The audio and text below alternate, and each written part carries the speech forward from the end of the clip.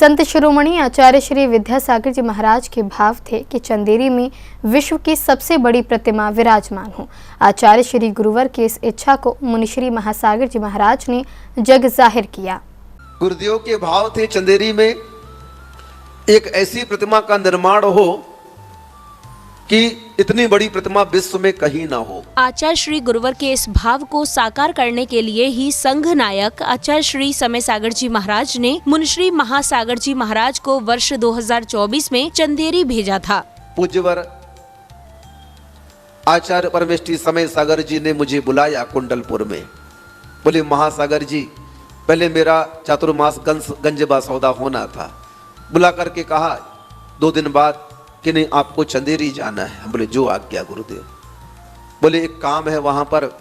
गुरुदेव के भाव थे कि इस क्षेत्र में इतनी बड़ी मूर्ति बने कि पूरा विश्व इस क्षेत्र के दर्शन करने आए। हम बोले आज्ञा गुरुदेव, क्या करना है?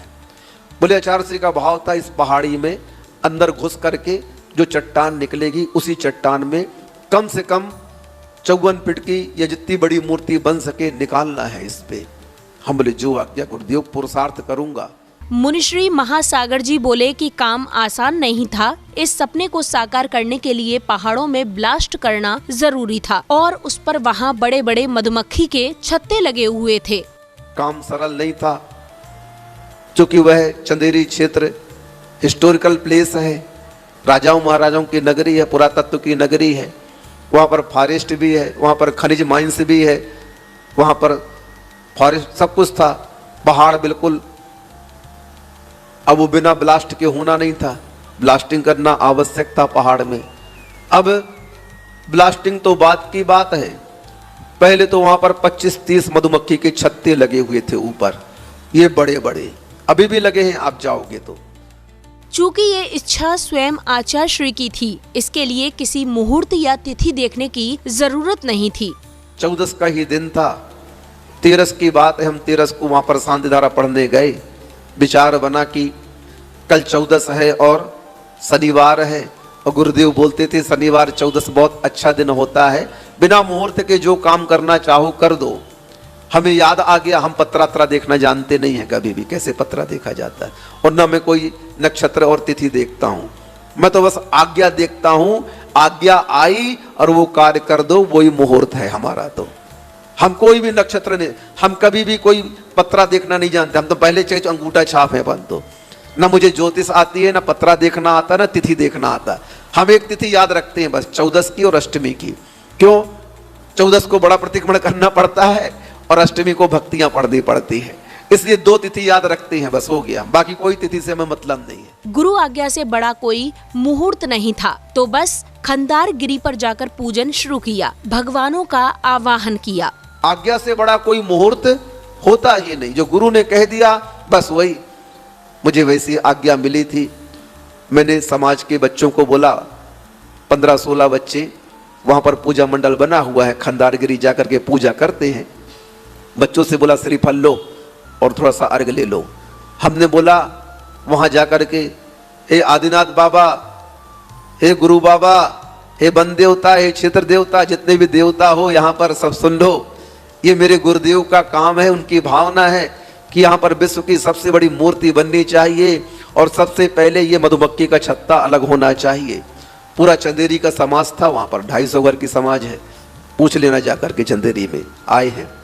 इतना बोलना हुआ, निवेदन करना हुआ। हम बोले कल से यहाँ पर शिलान्यास करना है, आज ये छत्ता अलग हो जाना चाहिए। देखो ये तीर्थंकर प्रभु का प्रताप और गुरु का आशीर्वाद ही था कि इस निवेदन के दूसरे दिन ही सारे मधुमक्खी के छत्ते खाली थे। जो कार्य सालों का था वो बस 6 महीने में पूरा हो गया। जैसे ही मैंने निवेदन करवाया, श्रीफल रखवाया और दूसरे दिन सुबह पहुंचा, पूरे के पूरे मधुमक्खी के छत्ते खाली थे। कोई, मैंने पहले बोल दिया था मैं हिंसा नहीं करूंगा, और ब्लास्टिंग 45 फीट ऊपर से करनी थी। कितने फीट ऊपर से? वहां से गुफा नीचे उतारनी थी। और सुबह आकर सभी ने देखा पूरे छत्ते खाली पड़े हैं। हमने बोला मेरे गुरुदेव साक्षात नहीं है तो क्या हुआ, परोक्ष में उन्होंने आशीर्वाद दे दिया, अब अपना काम सफल होगा। जो कार्य कई सालों का था वो कार्य मात्र 6 महीने में पूरा हो गया। मुनिश्री ने बताया कि कैसे इतने कठिन कार्य को गुरु के आशीर्वाद से सफलता मिली। इतने बड़े पहाड़ के अंदर घुसना, एक तो खड़ा पहाड़, 2-3 हमने माइंस वालों को बुलवाया राजस्थान से, उनने हाथ खड़े कर दिए, हम नहीं कर पाएंगे ये कार्य।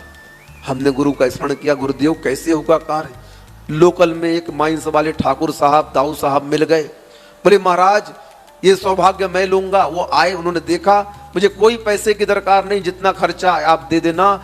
हम तो सोचे थे 3-4 करोड़ लगेगा, लेकिन नहीं, उन ठाकुर साहब ने बोला कोई पैसा मुझे नहीं, जो इसका खर्चा आता उतना ही लूंगा। और उन्होंने बिना पैसा लिए, बल्कि 1,11,000 शिलान्यास में और दिए। उनने क्या दिए और बोला ये काम मैं करूंगा। और उन्होंने अपने माइन से मशीन मंगवाई, आदमी बुलवाए और ब्लास्टिंग शुरू की। और 6 महीने में 40 फुट अंदर घुसे और 60 बाई 40 का पूरा ब्लॉक निकाला। इस बरसात को छोड़ दिया था देखने के लिए कि पानी चूता है कि नहीं चूता। ये बता रही है उसमें पानी भी नहीं आया अंदर की दीवार में। आधा काम हो चुका है, अब बस आचार्य श्री समय सागर जी महाराज के आदेश का इंतजार है। संत शिरोमणि गुरुदेव के भावानुसार चंदेरी में ही विश्व की सबसे बड़ी पद्मासन प्रतिमा बनेगी। बस अब गुरुदेव हमारे समय सागर महाराज जी वहां से आदेश करवाएंगे और उसी दीवार में विश्व की सबसे बड़ी प्रतिमा चंदेरी में बनेगी। पद्मासन, खड़गासन नहीं, पद्मासन प्रतिमा बनेगी चंदेरी में। ये गुरु के प्रताप का ही महात्म्य है, गुरु के आशीर्वाद का ही महात्म्य है। बिना कोई परमिशन के ब्लास्टिंग होती रही, कोई पुलिस वाला कुछ नहीं कह रहा था, कोई नगरवासी कुछ नहीं कह रहे थे। बिना किसी विघ्न के ये कार्य संपन्न हो गया। मैं वहां बैठा था, कोई परमिशन नहीं ली मैंने किसी से, कोई परमिशन नहीं, ना पुलिस की परमिशन, ना फॉरेस्ट की परमिशन, ना पुरातत्व की परमिशन। प्रतिदिन 100 ब्लास्टिंग होल करके होते थे। मुनिश्री बोले कि मैंने किसी की परमिशन नहीं ली है, पर गुरु के आशीर्वाद से ये काम होता चला गया। भले गुरु प्रत्यक्ष नहीं है, परोक्ष ही हमें आशीर्वाद दे रहे हैं।